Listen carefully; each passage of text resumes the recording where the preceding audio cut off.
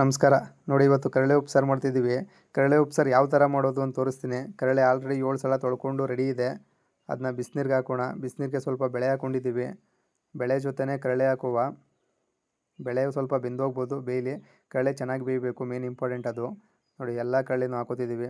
ಕೆಲವು ಕಡೆ ಕರಳೆ ಅಂತಾರೆ, ಕೆಲವು ಕಡೆ ಕಳ್ಳೆ ಅಂತಾರೆ, ಬಿದ್ರು ಮರಿ ಅಂತಾರೆ. ಕರಳೆ ನಮ್ಮ ಕಡೆ ಅನ್ನೋದು, ನಿಮ್ಮ ಕಡೆ ಏನಂತೀರಾ ನೋಡ್ಕೊಳ್ಳಿ. ಇದು ನೀಟಾಗಿ ಬಿಸಿನೀರಿಗೆಲ್ಲ ಹಾಕ್ಕೊಂಡಿದ್ದೀವಿ ಬೇಳೆ ಜೊತೆ. ನೋಡಿ, ಒಲೆ ಮೇಲೆ ರೆಡಿ ಇದೆ. ಒಂದು 35 ನಿಮಿಷ ಬೇಯಲಿ ಇದು. ನೋಡಿ, ಚೆನ್ನಾಗಿ ಮಳ್ತಿದೆ, ಬೇಯ್ತಾ ಐತೆ. ಇವಾಗ ಒಂದು 35ರಿಂದ 40 ನಿಮಿಷ ಆದಮೇಲೆ ಉಪ್ಪು ಹಾಕ್ಕೊಳ್ಳಿ. ನಾವು ನಮ್ಮ ರುಚಿಗೆ ತಕ್ಕಷ್ಟು ಉಪ್ಪು ಹಾಕೋತಿದ್ದೀವಿ, ನೀವು ನಿಮ್ಮ ರುಚಿಗೆ ತಕ್ಕಷ್ಟು ಉಪ್ಪು ಹಾಕ್ಕೊಳ್ಳಿ. ಉಪ್ಪಾದಮೇಲೆ ಸ್ವಲ್ಪ ಕಾಯಿ ಹಾಕ್ಕೊಳ್ಳಿ. ಚೆನ್ನಾಗಿರ್ತದೆ ಕಾಯಿ ಹಾಕ್ಕೊಂಡ್ರೆ. ಉರಿಬೇಕಾದ್ರೂ ಸಹ ಕಾಯಿ ಹಾಕೋತೀವಿ. ಈಗಲೂ ಸ್ವಲ್ಪ ಕಾಯಿ ಹಾಕುವ. ಕಾಯಿ ಹಾಕಾದ್ಮೇಲೂ ಒಂದು 5ರಿಂದ 6 ನಿಮಿಷ ಇರಲಿ, ಬೇಯಬೇಕದು. ನೋಡಿ, ಈ ಥರ ಬೆಂದೈತೆ. ಇನ್ನೊಂದು 5 ನಿಮಿಷ ಬೇಯಲಿ. ನೋಡಿ, ಮಳ್ತಾ ಐತೆ ಚೆನ್ನಾಗೆ. ಬಿದ್ದರು ಕರಳೆ ನೋಡ್ತಿದೆ ಇವಾಗ ಬೆಂದೈತಾ ಅಂತ. ಬೆಂದಿದ್ರೆ ಈಗ ಅದನ್ನ ಬಸ್ಕೋಬೇಕು. ಆಲ್ರೆಡಿ ಬೆಂದೈತೆ. ಈಗ ಅದನ್ನ ಬಸ್ಕೊಳ್ಳೋಣ ತೂತ್ ಬೋಸಿಲಿ. ನೋಡಿ, ತೂತ್ ಬೋಸಿಲಿ ಬಸ್ಕೊಂಡ್ರೆ ಕೆಳಗಡೆ ಎಲ್ಲ ಉಪ್ಸಾರು ಹೋಗುತ್ತೆ, ಮೇಲ್ಗಡೆ ಎಲ್ಲ ಕರಳೆ ಉಳ್ಕೊಳ್ಳುತ್ತೆ. ಇವಾಗ ರೆಡಿ ಕರಳೆ ಉಪ್ಸಾರು ರೆಡಿ. ಈಗ ಒಗ್ಗರಣೆ ಹಾಕಬೇಕು, ಬನ್ನಿ. ಫಸ್ಟು ಕರಳೆಗೆ ಒಗ್ಗರಣೆ ಹಾಕೋಣ. ಬಾಣಲಿ ಮಡಗಿದೆ, ಎಣ್ಣೆ ಬಿಟ್ಟಿದೆ. ನೋಡಿ, ಎಣ್ಣೆ ಸ್ವಲ್ಪ ಕಾದಿರೋದಕ್ಕೆ ಒಣಮೆಣ್ಸಿಕಾಯಿ ಹಾಕೋತಿದ್ದೀವಿ. ಒಣಮೆಣ್ಸಿಕಾಯಿ ಆದಮೇಲೆ ಈರುಳ್ಳಿ ಎಷ್ಟು ನಿಮ್ಗೆ ಎಷ್ಟು ಬೇಕು ಅಷ್ಟು ಹಾಕ್ಕೊಳ್ಳಿ. ನಾವು 4-5 ಈರುಳ್ಳಿ ಕುಯ್ಕೊಂಡಿದ್ದೀವಿ. ಈರುಳ್ಳಿ ಸ್ವಲ್ಪ ಫ್ರೈ ಆಗಲಿ ಚೆನ್ನಾಗೆ. ಒಂದು ಸ್ವಲ್ಪ ಹಳದಿ ಕಲರ್ ಬರೋವರೆಗೂ. ಅದಕ್ಕೆ ಸ್ವಲ್ಪ ಉಪ್ಪಿನ ಪುಡಿ ಹಾಕೋಬೇಕು, ಯಾಕಂದರೆ ಈರುಳ್ಳಿಗೆ ಹಿಡಿಬೇಕಲ್ಲ ಅದು ಮಸಾಲೆ ಎಲ್ಲ. ನೋಡಿ, ಹಾಕ್ಕೊಂಡಿದ್ದೀವಿ. ಉಪ್ಪಿನ ಪುಡಿ ಹಾಕಾದ್ಮೇಲೆ ಒಂದು ಸ್ವಲ್ಪ ತಿರುಗೋತಿದ್ದೀವಿ. ಎಲ್ಲ ಈರುಳ್ಳಿಗೆಲ್ಲ ಉಪ್ಪಿನ ಪುಡಿ ಹಿಡಿಬೇಕು. ಸಾಂಬಾರು ಪುಡಿ ನೋಡಿ, ಸಾಂಬಾರು ಪುಡಿ ಹಾಕ್ಕೊಂಡು ಮಾಡಿ ನೋಡಿ ಒಂದ್ಸಲ. ಟೇಸ್ಟ್ ಅಂತೂ ಅದ್ಭುತವಾಗಿರ್ತದೆ. ತಿಂದಿರೋರು ಗೊತ್ತಿರ್ತದೆ ಇದ್ರ ಬಗ್ಗೆ. ನೀವು ಮಾಡಲಿಲ್ಲ ಅಂದರೆ ಒಂದ್ಸಲ ಟ್ರೈ ಮಾಡಿ ನೋಡಿ. ಸಾಂಬಾರು ಪುಡಿ ಹಾಕ್ಕೊಂಡಿದ್ದೀವಿ ಸ್ವಲ್ಪ. ಈಗ ಆವಾಗಲೇ ಕಾಯಿ ಹಾಕ್ಕೊಂಡಿದ್ದು, ಬಿದ್ರು ಬೇಯ್ಬೇಕಾದ್ರು, ಕರಳೆ ಬೇಯ್ಬೇಕಾರೆ. ಇವಾಗಲೂ ಸಹ ಉರಿಬೇಕಾದ್ರೂ ಸ್ವಲ್ಪ ಕಾಯಿ ಹಾಕೋತಿದ್ದೀವಿ. ಕಾಯಿ ಹಾಕ್ಕೊಂಡ್ಮೇಲೂ ಸ್ವಲ್ಪ ಫ್ರೈ ಮಾಡ್ಕೊಳ್ಳಿ.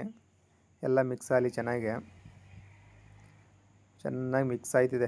ನೋಡಿ, ಕಾಯಿ ನೋಡಿ ಬೆಂದಿರೋದಕ್ಕೆ ಈಗ ಅದೆಲ್ಲ ಫ್ರೈ ಆಯ್ತಲ್ಲ, ಅದಕ್ಕೆಲ್ಲ ಕರಳೆ, ಆವಾಗಲೇ ಉಪ್ಸಾರು ಕರಳೆ ಬೇರೆ ಬೇರೆ ಮಾಡ್ಕೊಂಡಿದ್ವಲ್ಲ, ಅದೆಲ್ಲ ಕರಳೆ ಹಾಕ್ಕೊಂಡು ಮಿಕ್ಸ್ ಮಾಡ್ಕೋಬೇಕು. ಇವಾಗ ನೀಟಾಗೆ ಎಣ್ಣೆ, ಮೆಣಸಿಕಾಯಿ, ಕಾಯಿ, ಈರುಳ್ಳಿ, ಸಾಂಬಾರು ಪುಡಿ ಎಲ್ಲ ನೀಟಾಗಿ ಮಿಕ್ಸ್ ಆಗಲಿ.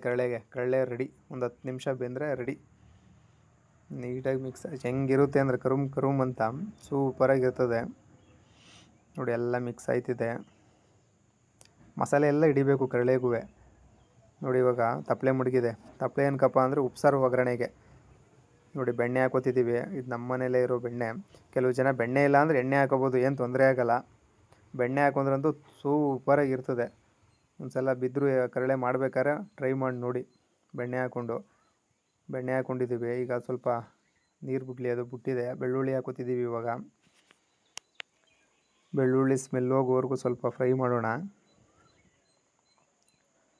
ಫ್ರೈ ಆಗಲಿ. ಫ್ರೈ ಆಯ್ತಿದೆ. ನೆಕ್ಸ್ಟು ಉಪ್ಸಾರು ಖಾರ, ಮೈ ಫೇವ್ರೆಟ್. ಎಲ್ಲ ಕೇಳ್ತಿದ್ರಿ ಉಪ್ಸಾರು ಖಾರ ಮಾಡೋದು ವೀಡಿಯೋ ಮಾಡಿ ಅಂತ. ನೆಕ್ಸ್ಟ್ ವೀಡಿಯೋ ಅಪ್ಲೋಡ್ ಮಾಡ್ತೀನಿ ಉಪ್ಸಾರು ಖಾರ ಮಾಡೋದ. ಅಲ್ಲಿವರೆಗೂ ಎಲ್ಲರೂ ಫಾಲೋ ಮಾಡ್ಕೊಳ್ಳಿ, ಸೇವ್ ಮಾಡ್ಕೊಳ್ಳಿ ವೀಡಿಯೋನ. ನೋಡಿ, ಉಪ್ಸಾರು ಖಾರ ಹಾಕಿದೆ, ಅದು ಸ್ವಲ್ಪ ಅಗ್ರಿದೆ. ಈಗ ಅದಕ್ಕೆ ಸ್ವಲ್ಪ ಹಾಲು ಹಾಕ್ಕೊಳ್ಳೋಣ. ಒಂದು ಅರ್ಧ ಲೋಟ ಹಾಲು ಹಾಕಿದ ತಕ್ಷಣ 1ರಿಂದ 1 ನಿಮಿಷ ಅಷ್ಟೇ. 1 ನಿಮಿಷದಲ್ಲಿ ಉಪ್ಸಾರು, ಆವಾಗಲೇ ತೂತ್ ಬೋಸಿಲಿ ಬಸ್ಕೊಂಡಿದ್ವಲ್ಲ ಕರಳೆ ಮತ್ತು ಕರಳೆ ಉಪ್ಸಾರು, ಅದನ್ನ ಹಾಕೋಬೇಕು ಉಪ್ಸಾರನ್ನ. ಯಾಕಂದರೆ ಇಲ್ಲಾಂದ್ರೆ ಹಾಲು ಹೊಡ್ಕೊಬಿಡ್ತದೆ.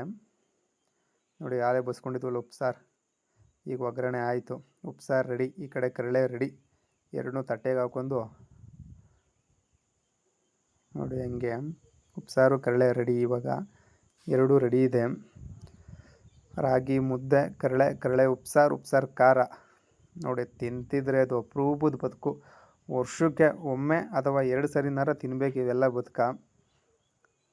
ನೋಡಿ, ತುಂಬ ಚೆನ್ನಾಗಿದೆ. ಮನೇಲಿ ಟ್ರೈ ಮಾಡಿ, ತುಂಬ ಚೆನ್ನಾಗಿರ್ತದೆ.